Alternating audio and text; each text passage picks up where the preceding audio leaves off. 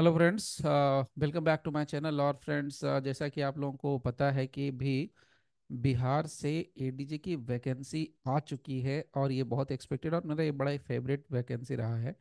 और ये मेरा जो कह सकते हैं कि ये जो जुडिशरी का जो हायर जुडिशरी का जो पेपर है और हायर जुडिशरी के जो एग्ज़ाम्स है वो मेरा बहुत ही फेवरेट रहा है शुरू से।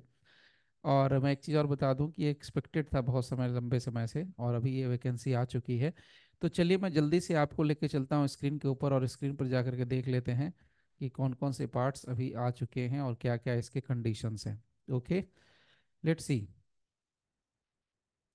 देखिए, जैसा कि आप स्क्रीन पर देख पा रहे होंगे कि यहाँ पर एडवर्टीजमेंट है, high court of judicature at Patna district जज एंट्री लेवल 2023 का ये बार का एग्जाम है, direct from bar exam.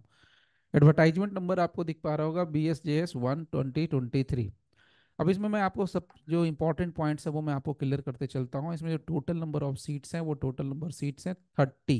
Okay, बाकी अब इसमें बाइफरकेट करने की जरूरत नहीं है। 4 बैकलॉग है, 3 एससी के हैं और बाकी के जो हैं एसटी के हैं। इस तरीके से बाइफरकेट है, इसको हम लोग स्किप कर सकते हैं। सैलरी की फिलहाल बात करने की कोई ज़रूरत ही नहीं है, तो इसलिए मैं इसके बारे में बात नहीं कर रहा हूँ। देखिए जी, सबसे पहली बात कि जो ये फॉर्म फिलअप किया जाएगा इसके लिए लिंक अवेलेबल होगा 22 दिसंबर 2023 से लेकर के 20 जनवरी 2024 तक के रात 11:59 तक। फिर से रिपीट कर दे रहा हूँ, जो लिंक अवेलेबल रहेगा वो 22 दिसंबर से खुलेगा और आज की जो तारीख है वो है 11 दिसंबर। यानी 11 दिन पहले हम लोग ये वीडियो बना रहे हैं और अभी हम लोग बात कर रहे हैं। सो 22 दिसंबर 2023, यानी कि आपको जो डॉक्यूमेंट जरूरी है वो आप 11 दिनों के अंदर आप जमा कर सकते हैं, कलेक्ट कर सकते हैं, अरेंज कर सकते हैं, वो सारी चीज़ें कर सकते हैं। और इसका जो लास्ट डेट है वो है 20 जनवरी 2024। ठीक है, अब ये यहाँ तक है, लेकिन इसके बाद भी ये 27 जनवरी 2024 तक लिंक अवेलेबल रहेगा रात 11:59 तक, सिर्फ और सिर्फ डॉक्यूमेंट के अपलोडिंग के पर्पज से। एकदम क्लियर, ध्यान से समझ लेना है। दूसरी बात, याद रखिएगा यहाँ पर ब्लैक इंक को प्रेफरेंस दिया गया है। आपको जो भी यहाँ प्रोसेस करने के लिए कहा गया है यहाँ पर क्लॉज नंबर ए में, वो ब्लैक इंक से ही करना है। यहाँ पर बहुत ही क्लियर डायरेक्शन दिया हुआ है। ये एक डिक्लेरेशन है, यहाँ पर देखिए आपको मैं पहले बता रहा हूँ, डिक्लेरेशन है I do here by so and so. तो ये ब्लैक इंक से व्हाइट शीट पर लिखना है और व्हाइट शीट का मतलब प्लेन व्हाइट होगा।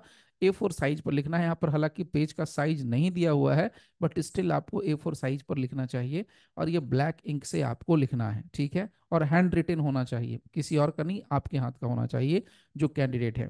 इसके अलावा यहाँ पर देखिए, candidates will have to upload their scanned colour photograph and signature in black ink. तो सारी चीजें ब्लैक इंक में ये प्रेफर कर रहे हैं, ब्लैक इंक में ही मांगा जा रहा है। बाकी ये सब डॉक्यूमेंट्री फॉर्म में बना करके अपलोड करना है। चलिए मेन पॉइंट और एक से मैं शेयर कर दूं।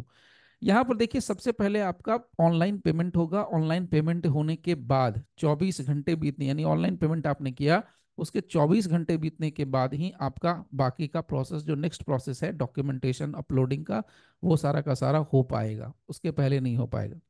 सबसे इंपॉर्टेंट जो है कि एलिजिबिलिटी, क्या मैं एलिजिबल हूं या नहीं हूं, ये सबसे पहले ज्यादा जानना जरूरी है।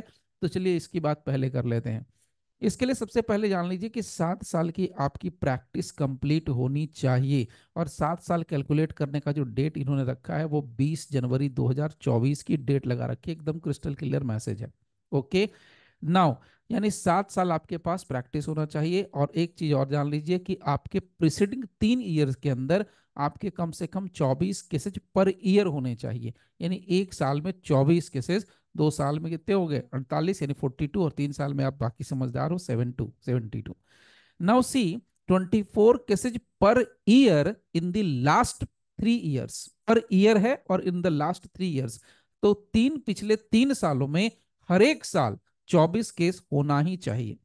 तब अगर ये नहीं है तो आप एलिजिबल नहीं होंगे। हालांकि यहाँ पर एक और चीज मैं आपको डिक्लेयर कर दूं, आपको क्लियर कर दूं, डिक्लेयर नहीं सॉरी क्लियर कर दूं, कि candidates qualifying in the written test shall be required to give declaration of appearance in at least 24 cases. यानी जब आप रिटन का एग्जाम यानी मेंस का एग्जाम आपका क्लियर हो जाएगा, उसके बाद ये जो डिक्लेरेशन वाला जो मामला है 24 केसेज पर ईयर वाला, ये आपको देना है। ठीक है, और ये लास्ट 3 सालों से, तो आपके ईयर्स भी यहाँ पर मेंशन कर रखे हैं, कैसे देखना है। बाकी के जो लोग जो एपीओ में हैं या जो असिस्टेंट प्रोसिक्यूटिंग ऑफिसर में अभी है, वर्किंग है, उनके लिए 7 साल का टाइम पीरियड रहेगा, 7 साल उनके लिए भी एप्लीकेबल होगा। ये सुप्रीम कोर्ट का जजमेंट है 2013 का, दीपक अग्रवाल बहुत फेमस है, इस पे बात करने की कोई जरूरत फिलहाल है नहीं। ध्यान दीजिएगा, एज की लिमिट की बात करें तो 35 साल से 50 साल। अब सवाल ये उठता है कि 35 से 50 कहां से काउंट करना है, तो 35 से 50 साल जो काउंट करने का जो कट ऑफ डेट है वो है 1 जनवरी 2023। 1 जनवरी 2023 तक आपको या तो 35 साल कंप्लीट करना चाहिए या 50 साल तक रहना चाहिए, उससे ऊपर नहीं और उससे नीचे नहीं। ओके, चलिए। अब इसके अलावा एक और चीज है, कट ऑफ डेट जो यहाँ पर 20/1/2024 है, सिर्फ और सिर्फ बाकी पर्पस के लिए, यानी कि एज को छोड़ करके जितने भी पर्पसेज हैं उन सब के लिए आपको यही कट ऑफ डेट मानी जाएगी। ओके, चलिए। फिलहाल रिजर्वेशन पे बात करने का कोई मुद्दा नहीं है, ठीक है, यहाँ पर उसके लिए बात करना बेमानी है। 30 सीट की बात है और 30 सीट में आपको एक सीट से लेना है। बात करते हैं पीटी का, यानी स्क्रीनिंग टेस्ट जिसको कहा गया हाई कोर्ट की तरफ से, ऑनरेबल हाई कोर्ट की तरफ से। तो इसमें 100 क्वेश्चंस होंगे और ये 100 क्वेश्चन में से एक क्वेश्चन की जो वैल्यू होगी उसका 3 मार्क होगा, और 100 क्वेश्चन का मतलब हो गया 300 मार्क। ओके, और एक मजेदार चीज यहाँ जान लीजिए, इंटरेस्टिंग, और आपको केयरफुल होना होगा कि ये निगेटिव मार्किंग यहाँ पर है। निगेटिव मार्किंग, अगर आपका एक क्वेश्चन गलत होता है तो उसके लिए 1 पॉइंट यानी 1 नंबर कटने वाला है। And it shall be objective type, याद रखिएगा ऑब्जेक्टिव लिखा है, एमसीक्यू नहीं लिखा है, हालांकि रहेगा उसी फॉर्म में, बट ऑब्जेक्टिव टाइप यहाँ पर मेंशन है।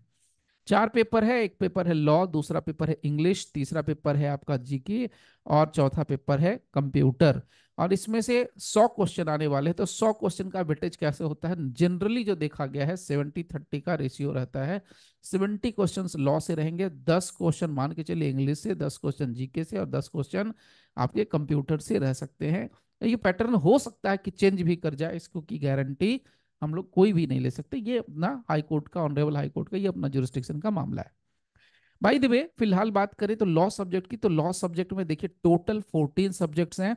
और 14 सब्जेक्ट्स में कौन कौन से, सबसे पहले कॉन्स्टिट्यूशन सीपीसी, उसके अलावा लिमिटेशन है सीआरपीसी है, इसके अलावा इंडियन एविडेंस एक्ट है, ट्रिप टीपी है, कॉन्ट्रैक्ट है, specific relief, sale of goods, partnership, negotiable, arbitration, personal law. याद रखिएगा हिंदू मुस्लिम के अलावा इसमें क्रिश्चियन पूछा जाता है, और लास्ट है इंडियन पिनल कोड। तो इसमें एक बहुत आराम से इस चीज को समझ लेना है कि जो नया वाला बिल वगैरह है उससे कोई क्वेश्चन नहीं है। जो नया अमेंडमेंट हुआ है या नया जो अमेंडेड अभी प्रोविजन चल रहा है कि नया आईपीसी आएगा, सीआरपीसी, वो सब कुछ यहाँ नहीं है, सब पुराने वाले हैं। आपको पुराने वाले लॉ के हिसाब से ही सब कुछ पूरी तैयारी करनी है। इसमें फीस कितनी लगने वाली है, तो फीस लगने वाली है जनरल कैंडिडेट के लिए 1500 रुपया, बाकी जो बिहार के एससी है, बिहार के एसटी हैं और ओएच कैंडिडेट है, उनके लिए 750 रुपया फीस लगने वाली है। तो जो भी इंपॉर्टेंट पॉइंट्स है वो मैंने आपको एकदम क्रिस्टल क्लियर यहाँ पर आपको शेयर कर दी है। अब आप आराम से चीजों को समझ सकते हैं। मतलब क्या है, आपको सबसे ज्यादा ध्यान रखना है, ब्लैक इंक वाला पार्ट बिल्कुल क्लियर रखना है, डिक्लेरेशन का पार्ट क्लियर रखना है। एज लिमिट आपको देख लेनी है, 24 जो केसेज है per year, 3 year preceding years के, वो आपको एकदम क्लियरली आपको पता होने चाहिए। तो ये सारी चीजें सावधानी से पढ़ने के बाद डालना। एक चीज और मैं बता दूं कि जब आप फिलअप करते हो, ये अक्सर होता है कभी कभार इंटरनेट की वजह से और किसी और वजह से, कि जब हम फिलअप करते हैं या कभी टाइपिकल एरर हो जाता है कि आपने जैसे 10th में कितने मार्क्स लाए, 12th में कितने लाए, एलएलबी में कितने लाए, तो ये सारी चीज़ों को बहुत बारीकी से देखने के बाद ही आपको सबमिट बटन प्रेस करना है। ऐसे सबमिट बटन प्रेस करने की ज़रूरत नहीं है, पहले आप 1-2 बार प्रीव्यू देख लें, पढ़ लें, समझ लें, उसके बाद ही सबमिट करें। अदरवाइज बहुत मुश्किल हो सकती है आपको फाइनल सिलेक्शन होने में, ठीक है।